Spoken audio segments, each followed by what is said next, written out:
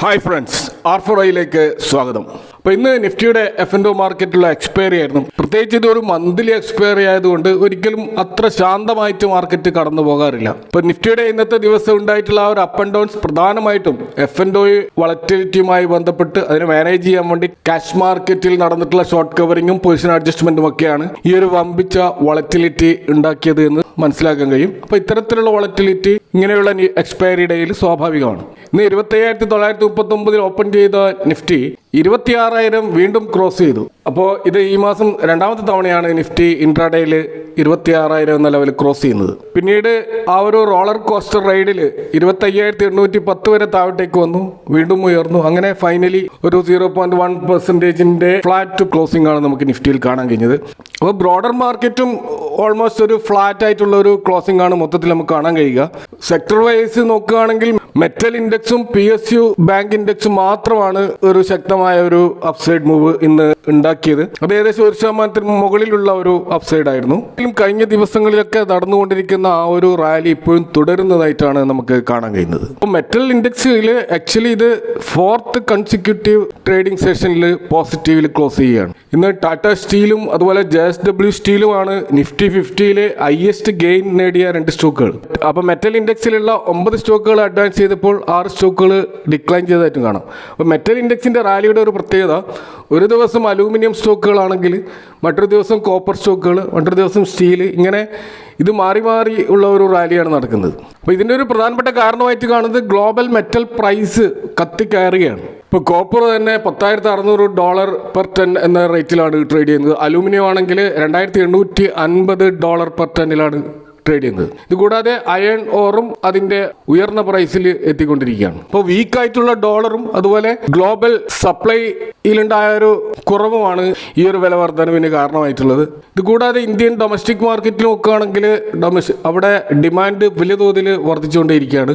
എന്നാൽ മാനുഫാക്ചറിങ് അത്ര ഫാസ്റ്റായിട്ട് വളർന്നുമില്ല.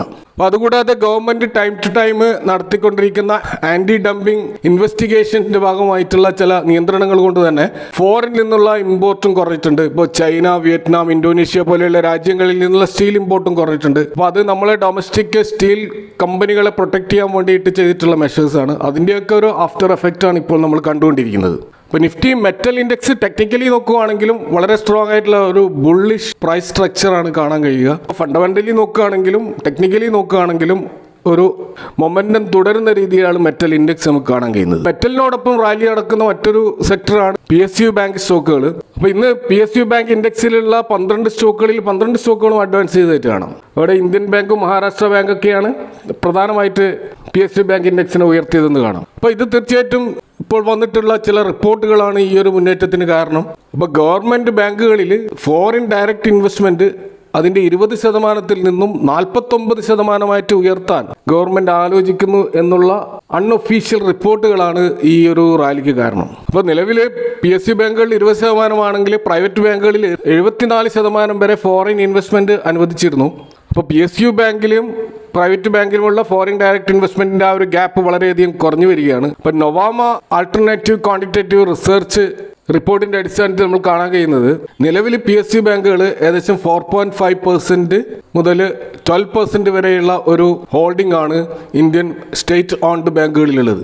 അപ്പോൾ ഈ 49% ഫോറിൻ ഓണർഷിപ്പ് ക്യാപ്പ് ഉയർത്തുന്നതോടുകൂടി പാസീവ് ആയിട്ടുള്ള വലിയൊരു ഇൻഫ്ലോ ഈ ബാങ്കിങ് സ്റ്റോക്കുകളിലേക്ക് വരാനുള്ള സാധ്യതകളാണ് തുറന്നു വരുന്നത്. പ്രത്യേകിച്ച് മോർഗൻ സ്റ്റാൻലി ഇൻഡെക്സ് അഥവാ MSCI ഇൻഡെക്സുകൾ ഈ ഒരു ചേഞ്ചിന്റെ അടിസ്ഥാനത്തിൽ അവരുടെ റീബാലൻസിങ്ങിൽ തീർച്ചയായിട്ടും ഈ PSU ബാങ്കുകളുടെ സ്റ്റേക്ക് നിരന്തരം ഉയർത്താനുള്ള ഒരു സാധ്യതയാണ് കാണുന്നത്. അപ്പോൾ അത്തരം കാൽക്കുലേഷന്റെ അടിസ്ഥാനത്തിൽ നൊവാമ സജസ്റ്റ് ചെയ്യുന്ന ഒരു stock state bank of India ആണ്.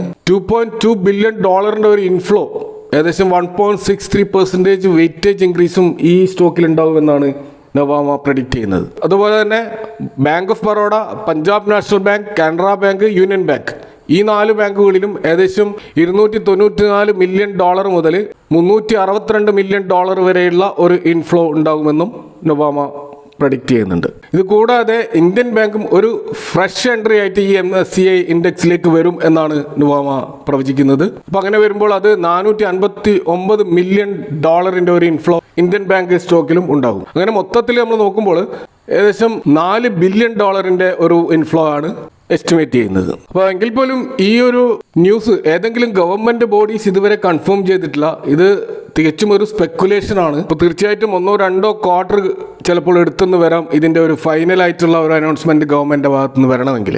അതുകൂടാതെ അതിനുശേഷം MSCI അവരുടെ ഇൻഡെക്സ് റീബാലൻസ് ചെയ്യുമ്പോൾ ഒക്കെ ഇത് ഇംപ്ലിമെന്റ് ചെയ്യാൻ കുറെ കാലമെടുത്തേക്കുമെന്ന് നമുക്ക് മനസ്സിലാക്കാം. ഏകദേശം 3-4 ക്വാർട്ടറുകൾ കഴിഞ്ഞായിട്ടായിരിക്കാം ഇതിന്റെ ഫൈനൽ എഫക്റ്റ് നമുക്ക് കാണാൻ കഴിയാം. സ്പെക്കുലേഷൻ യാഥാർത്ഥ്യമാകുകയാണെങ്കിൽ ഏകദേശം 20-30% ഒരു റാലി തീർച്ചയായിട്ടും ഈ PSU ബാങ്ക് സ്റ്റോക്കുകളിൽ ഉണ്ടാകുമെന്നാണ് നുവാമ പ്രവചിക്കുന്നത്. അപ്പോൾ നിലവിലെ പല PSU സ്റ്റോക്കുകളും ലോ PE-യിലാണ് ട്രേഡ് ചെയ്യുന്നത്. സ്വാഭാവികമായിട്ടും ഒരു റാലി ഉണ്ടാവുകയാണെങ്കിൽ വലിയൊരു വെൽത്താണ് ഈ രീതിയിൽ PSU ബാങ്കുകളിലൂടെ ക്രിയേറ്റ് ചെയ്യപ്പെടുക എന്നാണ് ഇവരുടെ പഠന റിപ്പോർട്ടിൽ പറയുന്നത്. അപ്പോൾ നിലവിലെ പല ബാങ്കുകളിലും ഫോറിൻ ഇൻട്രസ്റ്റ് വലിയ തോതിൽ വർദ്ധിക്കുന്നുണ്ട്. ഇപ്പോൾ നമുക്കറിയാം, കഴിഞ്ഞ ദിവസമാണ് നമ്മൾ കണ്ടത് RBL ബാങ്ക് അതിൽ 60% സ്റ്റേക്ക് ദുബായിലുള്ള എമിറേറ്റ്സ് NBD ബാങ്ക് എടുത്തിരിക്കുകയാണ്. അങ്ങനെ ആദ്യമായിട്ട് ഒരു പ്രൈവറ്റ് ബാങ്കിൽ ഫുള്ളി ഓൺഡ് ഫോറിൻ കമ്പനി അതിൻ്റെ പ്രൊമോട്ടറായിട്ട് വരികയാണ്. അതേപോലെ തന്നെയാണ് യെസ് ബാങ്കിൽ ഏകദേശം 20% സ്റ്റേക്ക് SMBC എന്ന് പറയുന്ന ജപ്പാൻ ബാങ്ക് നേടിയെടുത്തിട്ടുള്ളത്. ഇതുപോലെ IDFC ഫസ്റ്റ് ബാങ്കിലും വാർബർഗ് പിൻകസ് 10% ഷെയർ നേടിയിട്ടുണ്ട്. ഇതുപോലെ ഫെഡറൽ ബാങ്കിലും ബ്ലാക്ക് സ്റ്റോൺ ഗ്രൂപ്പ് നല്ലൊരു സ്റ്റേക്ക് വാങ്ങിയതായിട്ടും കാണാം. ഇത്തരത്തിൽ ഇന്ത്യൻ ബാങ്കുകളിൽ വലിയ താല്പര്യമാണ് FDI കാണിച്ചുകൊണ്ടിരിക്കുന്നത്. അപ്പോൾ ഈ ഒരു സാഹചര്യത്തിൽ PSU ബാങ്കുകളും കൂടി അതിന്റെ വാതിൽ തുറക്കുകയാണെങ്കിൽ വലിയൊരു FDI ഇൻഫ്ലോ ആയിരിക്കും ഇന്ത്യയിലേക്ക് വരാൻ പോകുന്നത്. ഇനി നമ്മൾ Nifty 500 ഇന്ന് ടോപ്പ് പെർഫോമൻസ് നടത്തിയ സ്റ്റോക്കുകൾ നോക്കുകയാണെങ്കിൽ അതിൽ ന്യൂജൻ സോഫ്റ്റ്വെയർ, ചെന്നൈ പെട്രോ, അതുപോലെ Netweb technologies, IDBI bank, Kirloskar oil, Syrma SGS പോലെയുള്ള സ്റ്റോക്കുകൾ മുന്നേറ്റം നടത്തിക്കൊണ്ട് ഏകദേശം 5% കൂടുതലുള്ള ഒരു അപ്സൈഡ് മൂവ് നടത്തിയായിട്ട് കാണാം. അപ്പോൾ ഇവിടെ ന്യൂജൻ സോഫ്റ്റ്വെയർ അതിൻ്റെ റിസൾട്ടിൻ്റെ ഭാഗമായിട്ടുള്ള ഒരു റാലിയാണ് കണ്ടത്. നമുക്കിപ്പോൾ കാണാൻ കഴിയുന്നത് IT സെഗ്മെൻറ്റിലുള്ള മിഡ് ആൻഡ് സ്മോൾ ക്യാപ് സെഗ്മെൻറ്റിലുള്ള സ്റ്റോക്കുകൾ പൊതുവെ നല്ല റിസൾട്ടുകളാണ് കൊണ്ടുവരുന്നത്.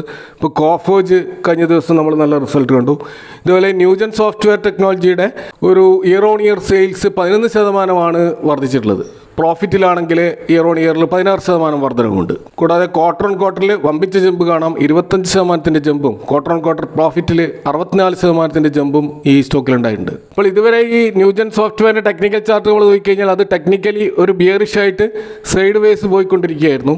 അവിടെ നിന്നാണ് ഇപ്പോൾ ഈ ഒരു ലോങ് ക്യാൻഡിൽ നമ്മൾ കാണുന്നത്. ഇപ്പോൾ ചാർട്ടിൽ ആ 200 DMA ബ്രേക്ക് ചെയ്യാനുള്ള ഒരു ശ്രമം നടത്തിയതായിട്ട് കാണാം. പക്ഷെ അവിടെ ആ ഒരു 200-day മൂവിംഗ് ആവറേജ് ഒരു റെസിസ്റ്റൻസ് ലെവലായി നിന്നുകൊണ്ട് ശക്തമായിട്ടുള്ള ഒരു പ്രോഫിറ്റ് ബുക്കിംഗും അവിടെ നടന്നിട്ടുണ്ടാവാം. അപ്പോൾ ഈ ഒരു റെസിസ്റ്റൻസ് ലെവൽ ബ്രേക്ക് ചെയ്യുകയാണെങ്കിൽ ഈ സ്റ്റോക്ക് ഇനിയും ഒരു അപ്സൈഡ് മൂവിനുള്ള സാധ്യതയാണ് നമുക്ക് കാണാൻ കഴിയുന്നത്. ഇതുപോലെ ഇന്ന് ടാറ്റ ക്യാപിറ്റലിന്റെ റിസൾട്ടും അനൗൺസ് ചെയ്യപ്പെട്ടിരുന്നു. അവിടെ നെറ്റ് പ്രോഫിറ്റിൽ 2% ഒരു ഇയർ ഓൺ ഇയർ ജമ്പ് ഉണ്ടായിട്ടുണ്ട്. അതുപോലെ നെറ്റ് ഇൻട്രസ്റ്റ് ഇൻകം 23% വളരെ സിഗ്നിഫിക്കൻ്റ് ആയിട്ടുള്ള ഒരു ഇൻക്രീസ് ഉണ്ടായിട്ടുണ്ട്. കൂടാതെ അസറ്റ് അണ്ടർ മാനേജ്മെന്റ് നല്ല തോതിൽ വർദ്ധിച്ചതായിട്ടും കാണാം. അപ്പോൾ അതിന്റെ അക്രോസ് വേരിയസ് സെഗ്മെന്റ്സ് നമ്മൾ നോക്കുമ്പോൾ ഒരു സ്ട്രോങ് ബിസിനസ് പെർഫോമൻസ് ആണ് ടാറ്റ ക്യാപിറ്റൽ കാണിച്ചിട്ടുള്ളത്. ഇപ്പോൾ അസറ്റ് അണ്ടർ മാനേജ്മെന്റ് ഏകദേശം 22% ഇയർ ഓൺ ഇയറിൽ വർദ്ധിച്ചിട്ടുണ്ട്. അതുപോലെ net total income 28% year on year വർദ്ധിച്ചിട്ടുണ്ട്. അപ്പോൾ അതുകൊണ്ട് തന്നെ ടാറ്റ ക്യാപിറ്റൽ തീർച്ചയായിട്ടും അതിന്റെ IPOയിൽ ഇൻവെസ്റ്റ് ചെയ്തവരെ സംബന്ധിച്ചിടത്തോളം ഇതൊരു പോസിറ്റീവായിട്ടുള്ളൊരു ന്യൂസാണ്.